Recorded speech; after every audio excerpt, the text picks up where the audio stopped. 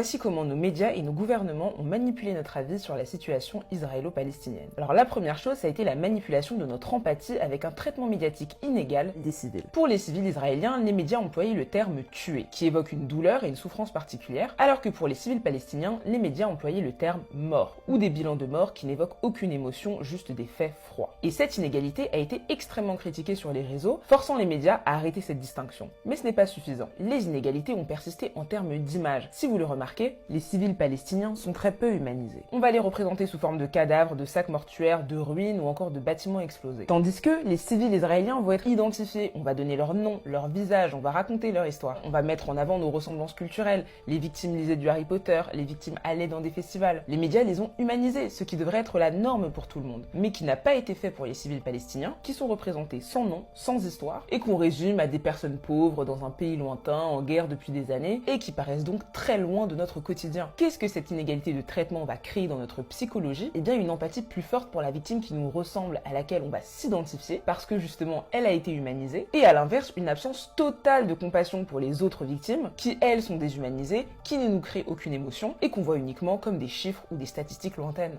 Et cette absence de compassion va d'ailleurs justifier la deuxième manœuvre que j'appelle les condamnations sélectives. C'est-à-dire que ce soit nos médias ou le gouvernement, il y a eu à juste titre une condamnation ferme et unanime suite aux attaques terroristes du Hamas du 7 octobre, des plateaux dédiés, des discours complets, bref, le consensus était très clair. Mais dès lors qu'on s'intéresse aux attaques commises par Israël, là, ce n'est plus clair et on va nous dire que c'est un conflit compliqué. Et il n'y a eu aucune condamnation unanime, ni de remise en contexte de tous les crimes commis par Israël que le droit international, les ONG et même l'ONU dénoncent depuis des années, à savoir la colonisation de la Palestine par Israël et son occupation illégale, le régime d'apartheid qu'Israël impose aux Palestiniens qui sont privés de certains droits, les blocus illégaux qu'Israël impose à la Palestine et les bombardements intempestifs sur Gaza, qui est non seulement une zone civile, mais surtout dont la moitié de la population sont des enfants. Et cette différence de traitement, elle était flagrante sur les plateaux télé. Chaque prise de parole considérée comme pro-palestinienne était régulièrement coupée, mais surtout, il fallait d'abord condamner les actes terroristes du Hamas. Non, mais attendez, est-ce que vous pensez que c'est pas important que l'Algérie et la Tunisie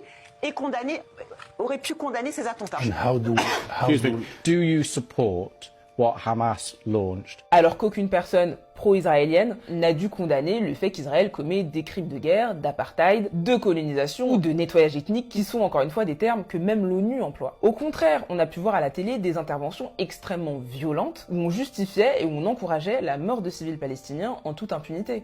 Mais honnêtement, je n'ai rien à faire de ce que vont devenir les 2000 personnes à Gaza. Israël aujourd'hui a le devoir de répondre de manière la plus impitoyable qu'il soit. Et d'un point de vue gouvernemental, ça a été la même chose. Quand Israël a décidé de faire un blocus sur Gaza, couper eau, nourriture et électricité aux civils gazaouis, il n'y a eu aucune condamnation ferme de la part d'Emmanuel Macron, qui pourtant avait été le premier à condamner fermement la Russie lorsqu'elle avait fait la même chose à la population ukrainienne. D'ailleurs, si vous regardez bien dans tous ses tweets, Emmanuel Macron n'incrimine jamais Israël. Même lorsqu'il tweete en disant qu'il veut ouvrir un couloir humanitaire, eh bien il ne condamne pas Israël et ses bombardements intempestifs sur des zones civiles, qui sont la raison pour laquelle il faut un couloir humanitaire. Et encore une fois, qu'est-ce que cette inégalité de traitement crée dans notre psychologie? Eh bien les actes d'Israël ne sont pas condamnés, ils sont donc passés sous silence et sont perçus comme non responsables, alors qu'en face, on résume la situation palestinienne au Hamas, au terrorisme et à une condamnation unanime. Ce qui a permis de créer un raccourci vicieux dans l'inconscient des gens, Palestine égale terrorisme. Et la conséquence, c'est la troisième manœuvre, à savoir le droit sélectif à la parole. Car en effet, le résultat, c'est que toute compassion ou soutien pour la cause palestinienne va potentiellement être considéré comme de l'apologie du terrorisme. On l'a vu avec Karim Benzema, qui a tweeté un soutien aux civils palestiniens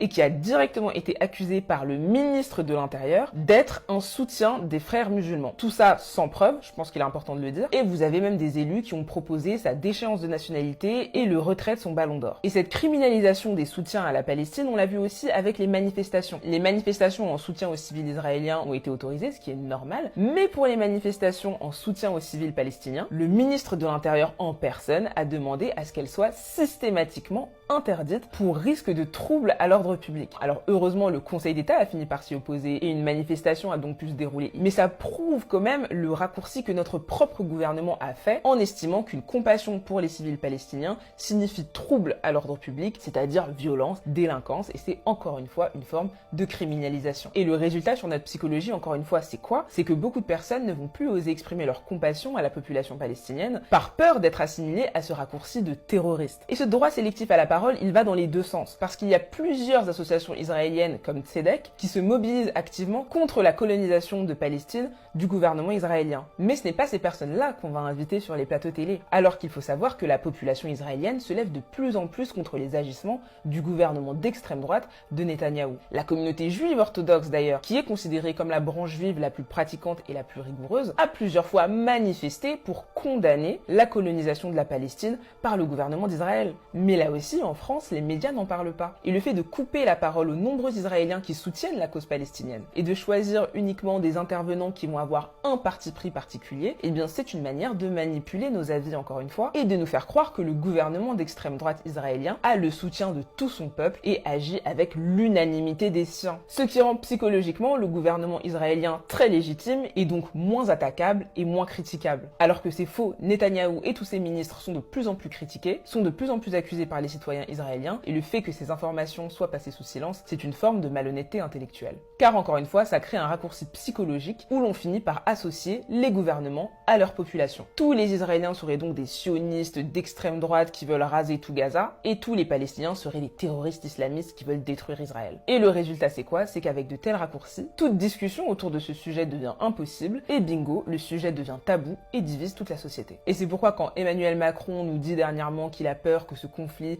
divise la société française, eh bien c'est justement ces doubles standards qu'on vient de voir qui divisent la société française et qui renforcent cette logique de camp avec le camp pro-Palestine et le camp pro-Israël. Et c'est uniquement en faisant preuve d'honnêteté intellectuelle et d'égalité de traitement qu'on pourra éviter cette division qui finalement est contre-productive à la paix que nos gouvernements disent vouloir obtenir. En tout cas, dites-moi laquelle de ces trois manœuvres vous aviez déjà remarqué et si vous en avez repéré d'autres, écrivez-les en commentaire car vous l'aurez compris, cette liste n'est clairement pas exhaustive.